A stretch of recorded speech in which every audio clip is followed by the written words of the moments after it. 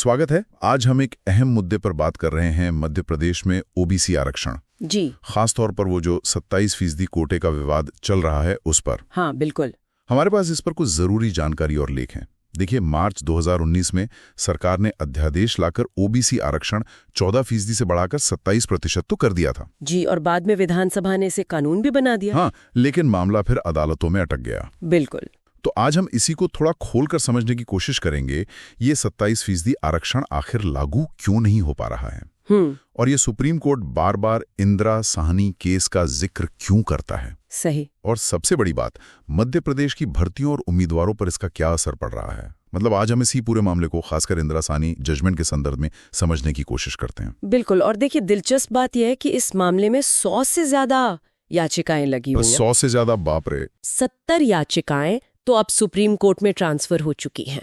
ओहो। इसी वजह से मध्य प्रदेश हाई कोर्ट में जो सुनवाई चल रही थी वो अभी रुकी हुई है।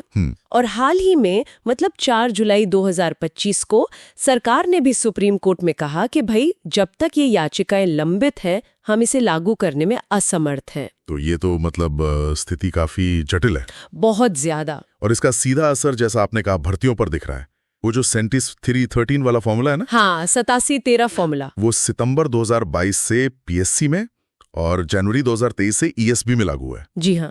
यानी हर भर्ती में 13% पद एक तरह से रोक दिए जाते हैं कोर्ट के फैसले के इंतजार में। बिल्कुल सही। और इससे हजारों पद अटक गए हैं और लाखों उम्मीदवार, उनका भविष्य अधर में है। सही बात है। अच्छा, तो अब उस अहम बिंदु पर आते हैं जिसका जिक्र सुप्रीम कोर्ट बार बार कर रहा है, इंदिरा साहनी केस। बहुत महत्वपूर्ण केस है जी। देखिए, 1990 में जो वीपी सिंह सरकार ने मंडल कमीशन की सिफारिश पर ओबीसी के लिए 27% आरक्षण लागू किया था, तो उसी के खिलाफ अधिवक्ता इंदिरा साहनी सुप्रीम कोर्ट गई थी। और 1992 में 9 जजों की एक बड़ी बेंच ने 6-3 के बहुमत से फैसला दिया। 9 जजों की बेंच ने? जी।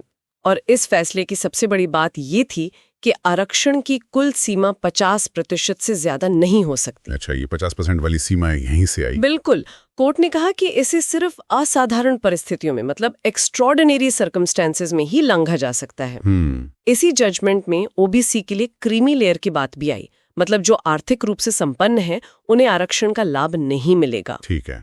और ये भी तय हुआ कि पिछड़े वर्ग का निर्धारण मुख्य रूप से जाति के आधार पर होगा, सिर्फ आर्थिक आधार पर नहीं, जैसा कि अनुच्छेद 16(4) में है। समझ गया। तो ये 50% की सीमा, जिसमें एससी 15%, एसटी 7.5% और ओबीसी 27% शामिल है। हाँ, कुल मिलाकर 49.5%, जिसे 50% मान लेते हैं। ये आज भी एक बड़ी संवैधानिक बाध्यता है। बिल्कुल।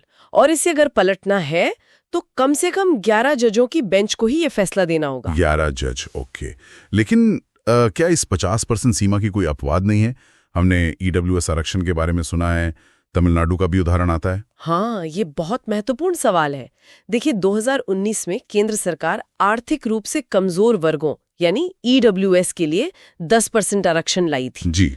और सुप्रीम कोर्ट ने 2022 में जनहित अभियान बनाम भारत संघ मामले में इसे 3-2 के बहुमत से सही भी ठहराया। तो वो तो 50% के ऊपर हो गया। हाँ, वो 50% के ऊपर था, लेकिन कोर्ट का तर्क ये था कि ये आरक्षण आर्थिक आधार पर है, जातिगत नहीं।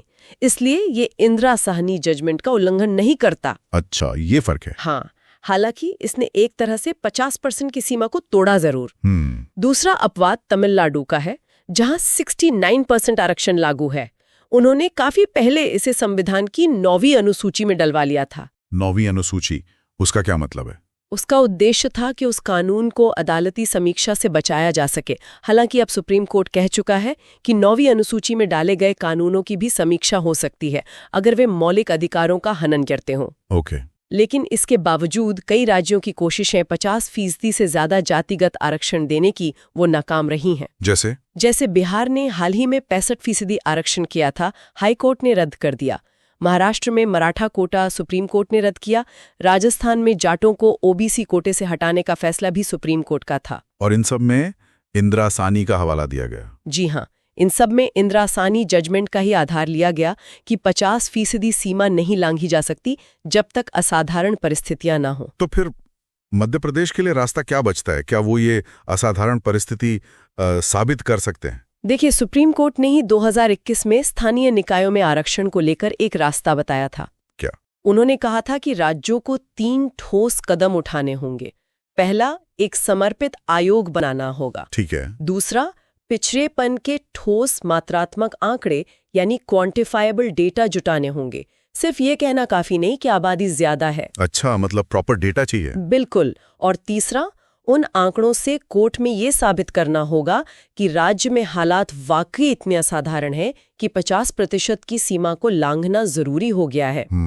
मध्य प्रदेश में जो ओबीसी वेलफेयर एसोसिएशन वगैरह हैं, वो यही तर्क दे रहे हैं कि भाई राज्य में ओबीसी आबादी 51% से ज्यादा है, लेकिन सरकारी नौकरियों में उनका प्रतिनिधित्व सिर्फ 13.66% है। तो उनका दावा है कि यही है वो असाधारण परिस्थिति। हाँ, उनका यही दावा है। अब ये राज्य सरकार पर है कि वो इन आंकड़ों और तर्कों को कोर्ट के सामने कैसे रखती है और कोर्ट को कैसे संतुष्ट करती है। तो कुल मिलाकर मध्य प्रदेश में 27% ओबीसी आरक्षण का मामला इसी बात पर अटका है कि क्या राज्य इंदिरा साहनी केस की 50% सीमा को लांघने के लिए जरूरी असाधारण परिस्थितियां कोर्ट में साबित कर पाता है या नहीं।